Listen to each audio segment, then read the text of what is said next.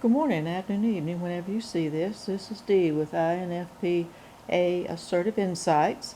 And I thought I'd talk today on a subject that I saw a video on. It was just INFP versus the ENFP and what's the difference. Well, what I'm going to do is several months ago I saw a video. And excuse me if I don't remember who did it, because I watch dozens and dozens of videos a day, saying that an INFP-A, the assertive type, which you don't see that much of, and we are more rare than the turbulent type, the INFP-A is actually an ENFP. It's mistyped, and or either mistyped or people don't believe in the subtypes of assertive and turbulent. So I do have my own theory, and I want to talk about that later, but and in more depth.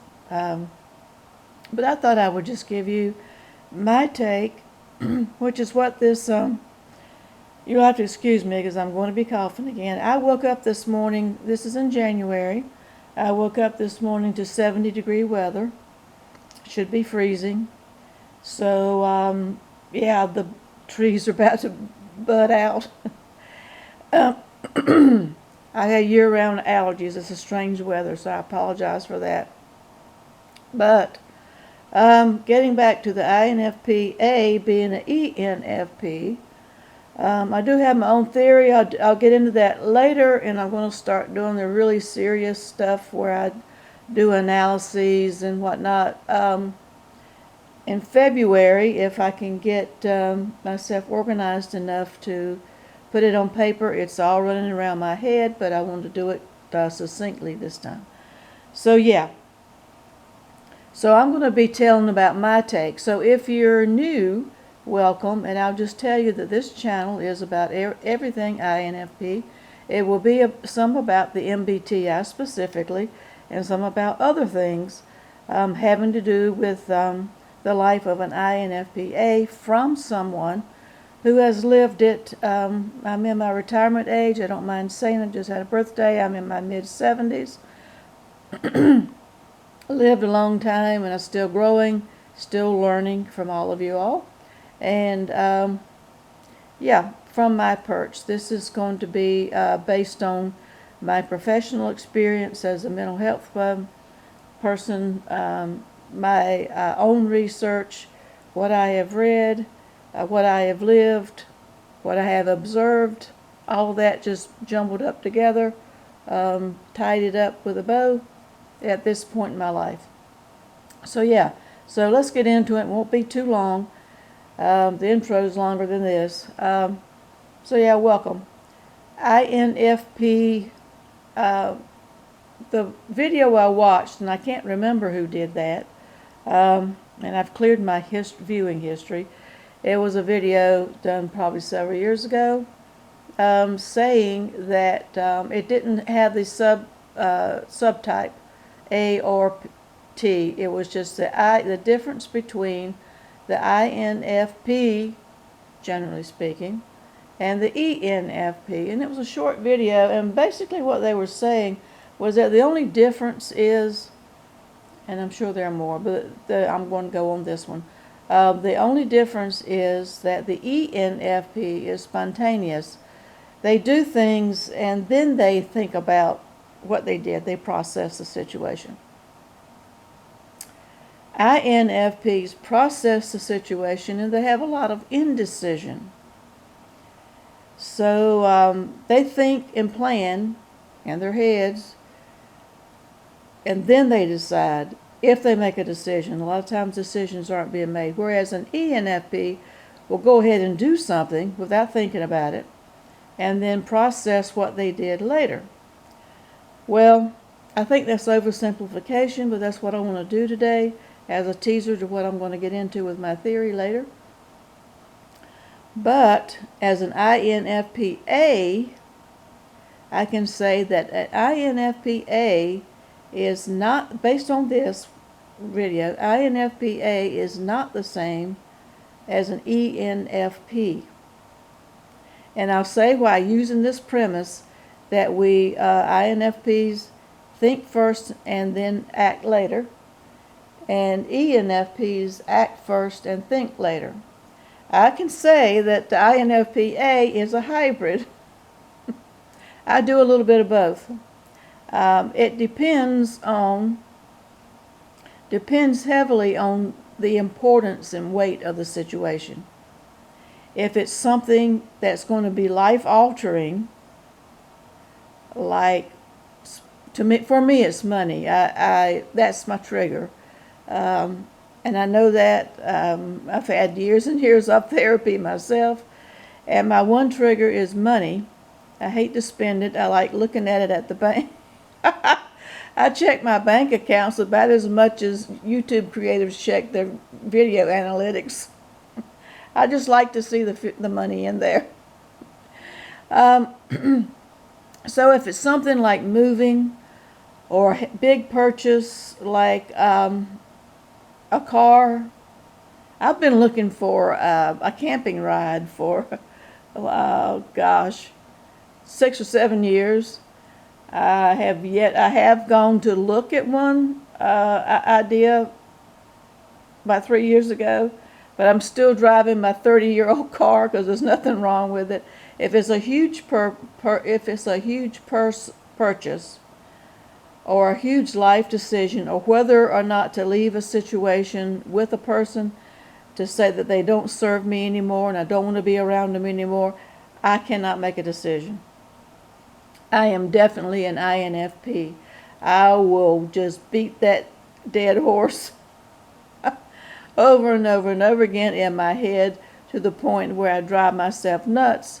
And it's probably why I ended up with my nervous system breaking down after decades and decades of doing this. So the important things like that, yes, I do think ad nauseum before I make a decision. Most times I don't make a decision. I still haven't bought a vehicle. My rationalization right now is how many years realistically am I going to be driving?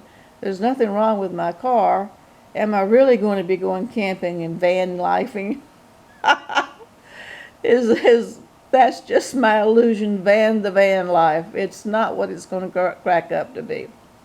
So I have done nothing with that. I am looking to move. I've been where I live now for 7 years. 7-year itch. It's time to go on. I'm a 4-wing 5-2, so we're wanderers and whatnot. It's time to be traveling, time to be moving on. So I am looking into that. I won't make a decision. I know I won't. So that's a definite INFP part to the INFP assertive. So no, that is nothing like an ENFP. On the flip side, if it's not that important, people say, come on, let's go do so-and-so. I'm spontaneous. I have gotten myself into fixes, I'll just say fixes, that is amazing over my life, mainly in old age and mainly in teenage years. The middle part, I kind of was settled. I'm doing things now and I'm thinking, oh my gosh, it sounded like a good idea at the time. What in the world? It's like over Christmas this year. I did all the impulse buying for all this food. If you've seen the video about my Christmas, I bought, it was over $120 worth of food. That was nothing but junk and candies and things. Why I did that, I don't know. And everything that was coming up on, I did so much impulse buying. It was like, what was I thinking? I thought I had the bill in my head because I don't look at my credit card. I won't look at that. I run it in my head, and this year, this year I was like $300 off. I spent like $300 more on Christmas than I had thought I had, and I'm like, oh my gosh. Fortunately, I don't have to sell anything.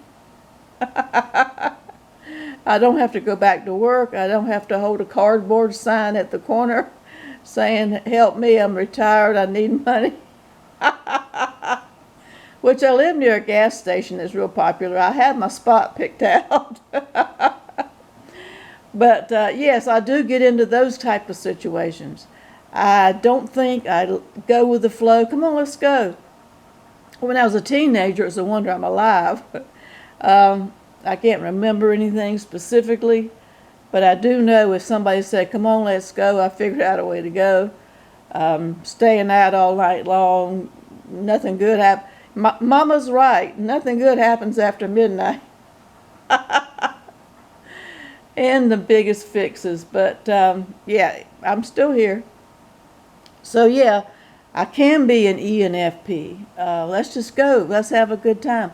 I can be out there. I can be sociable. I think an INFP assertive type is probably more sociable. That's why than an INFP generally or turbulent type. I think that's why we get confused with the ENFP, because we look like we're an extrovert, but no, I rank somewhere like 75 to 80% introversion when I do the Myers-Briggs test or any type of personality test. And 16 personalities is the one that gives you the A or T. But yeah, I'm so introverted, and it has nothing to do with sociability. It has everything to do with how you recharge. So yeah, I'll go out and do all this stuff, but then I gotta sleep for like a week. I might hibernate for a month. Got in trouble here at the old folks' home where I live.